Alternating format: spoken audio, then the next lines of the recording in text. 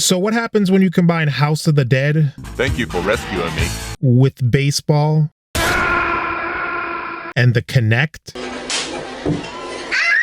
You get Diabolical Pitch, a game so far out there that I don't even know if words can do it justice. Even attempting to just play this game can be an adventure. It was an Xbox Live Arcade title, which means it was only ever available in the Xbox Live Marketplace, which has been shut down for quite some time. The only way to play this game is if you already have it downloaded to your console, or you buy an Xbox that has this game installed, or you can get it via other methods.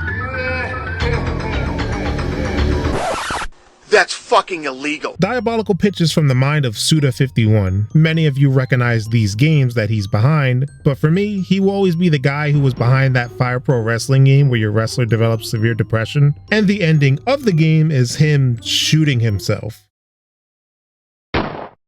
Happy Halloween, everyone. This game is just as odd. In Diabolical Pitch, you are McAllister, a pitcher who pitched a 9-inning shutout to advance to the World Series, but uh-oh, his shoulder blew out. You know, later on in the story, you find out that this dude once pitched a 27-inning game in high school. The game was tied at 0-0, and we went into extra innings.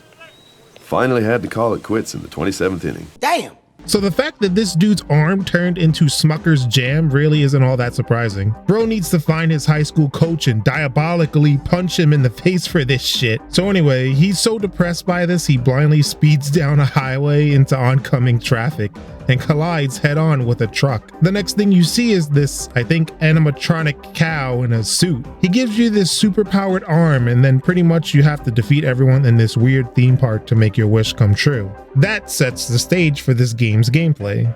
Like previously mentioned, this is a Kinect game, so put away that controller. Diabolical Pitch plays out like an arcade game. Your character is stationary in one spot while the banana split rejects creep closer and closer. In order to defeat these guys, you have to use your new arm to throw baseballs at them. You do a throwing motion to throw the ball. Depending on how hard you do the motion will influence how fast the pitch is. You could throw really slow, like 59 miles per hour. You know, these are the type of speeds some electrician was throwing to Babe Ruth back in the day. Or you could throw 109 miles per hour. I have to warn you to use these fast pitches rarely, because I played through this 2-hour game, and as much as my Xbox told me to sit my ass down and take a break, I did not, and I played straight through. And let me tell you, I am just like McAllister right now, minus the whole new arm, carnival, murder shit. And I haven't driven into oncoming traffic, at least not yet. But yeah, for real, this will kill your shoulder, man. I was out for a couple of days, and the only thing that hurt more than my shoulder was my pride when I told some people that I hurt my shoulder playing a Kinect game. Pussy. But you aren't just throwing baseballs. This game does some things to vary it up a little. Like whenever an enemy is close, you can kick them away. Damn, did they give him a diabolical leg too? Kick that dude to the Milky Way. Shit looks like a Smash Brothers ring out. Enemies also attack, and this is where the game really asks more from you. You have to do certain things like catch baseballs, or sometimes enemies throw saw blades that you have to duck or jump over. There's also this aiming mechanic. You extend your non-dominant hand and these crosshairs come up you use to aim. Certain enemies can only take damage from headshots, and you have to throw baseballs at incoming missiles. Aiming can be a little bit of a chore, but whenever the game requires you to do this, it's not in a scenario where you have to quickly aim at things for the most part. There are these collectibles you can get. There's some type of casino gimmick here. There are slots you can activate by collecting cherries and lucky sevens. I don't really know what this accomplishes besides getting points, but who really cares about that? You can earn these coins that may or may not be Bitcoin, and these coins can be spent on certain upgrades like diabolical pitches. If you ever do feel overwhelmed, that's where these diabolical pitches come in. Fire. Ball. You do a certain gesture and you can activate these screen clearing moves, like a giant fireball or a giant baseball meteor and turning your arm into a cannon.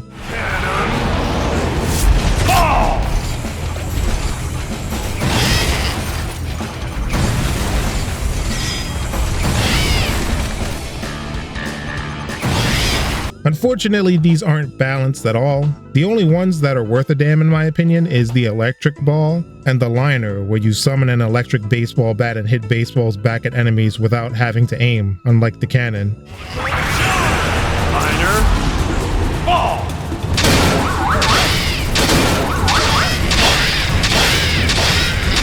This game has 5 stages of theme parks to go through, from graveyards to space stations. Each area adds a new gimmick, like previously mentioned jumping saw blades. You also get a new cutscene with each world cleared as well. Why not try to enjoy yourself while you're here? Oh, by the way, Mr. McAllister, do you think there's such a thing as a fixed game? Only whenever my parlay doesn't hit. The cutscenes aren't really anything special, and neither is the story in general, honestly, outside of the wacky theme. The game itself is pretty easy until you get to the final stage. For reference, I died only 1 time throughout the first 4 stages, but on the 5th stage, I died 9 times. This is because all the things you learn throughout the game are put to the test here. And this is where the main complaint I have comes from. It's targeting, or lack thereof. When you do the throwing motion, the ball just goes wherever there's an enemy or a collectible, but it just seems it's at random. Yes, there's aiming like I mentioned earlier, but there's no way that aiming is fast enough for faster paced situations. There's many moments in this final stage where there's an enemy heading right for me, but my character throws a ball to a different enemy.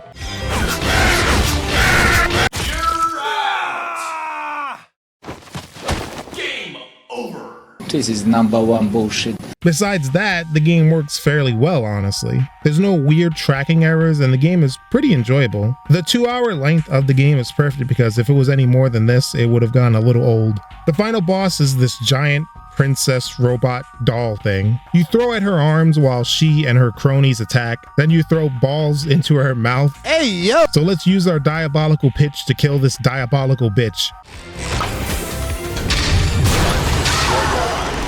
Diabolical pitch.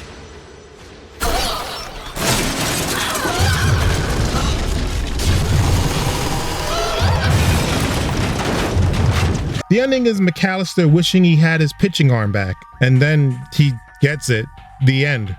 Wow. If you can convince someone else to lobotomize their shoulder with you, you can play this game's co-op multiplayer. There isn't much to it. The game is way easier because you have 2 people throwing baseballs at the same time instead of just 1. There are some co-op things in here like reviving each other, but to do that, you literally have to go on your knees in front of the other person. Hey, yo! There's also this diabolical pitch you can unlock where both players work together.